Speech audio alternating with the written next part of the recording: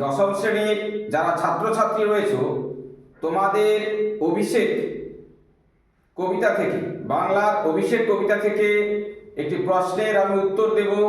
প্রশ্নটি তোমরা শুনতে থাকো। তাই আমি জাগানু অকালে ভয়ে। তো এখানে কাকে অকালে জাগানো হয়েছিল, ভয়টা কিসের ছিল? এইরকম কোশ্চেন এলে তোমরা এইভাবে উত্তর দেবে। কিভাবে না, আগে বলতে হবে উদ্ধৃত উক্তিটি কার, না মাইকেল মধুসূদন দত্তের অভিষেক নামক কবিতা থেকে গৃহীত হয়েছে। তারপরে কি লিখবে, না এই উক্তিটি মাইকেল মধুসূদন দত্তের মেঘনাদ বধ নামক কাব্য থেকে এই কবিতাটি নেওয়া হয়েছে। তারপরে কি করবে, না প্রশ্নের উত্তর দিতে থাকবে।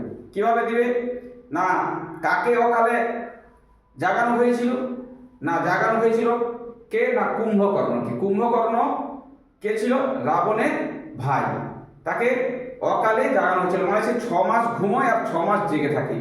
তাই জেগে থাকা অবস্থায় যদি সে যুদ্ধ করতে যায় তাহলে তাকে পরাজয় করার ক্ষমতা কারোই ছিল না।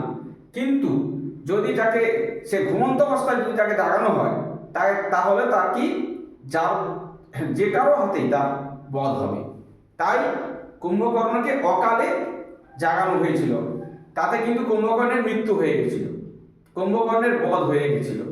কেন জাগিয়েছিল, কার ভয়, না রামচন্দ্রের ভয়ে। এই রামচন্দ্রের ভয়ে তাকে অকালে জাগানো হয়েছিল। নিশ্চয়ই তোমরা বুঝতে পারলে। আর যদি বুঝতে না পারো তাহলে তোমরা কমেন্ট করবে, আর যদি বুঝতে পারো চ্যানেলটা ফলো দিয়ে সাবস্ক্রাইব করে পাশে থাকবে এইরকম সুন্দর প্রশ্নের উত্তর পাওয়ার জন্য।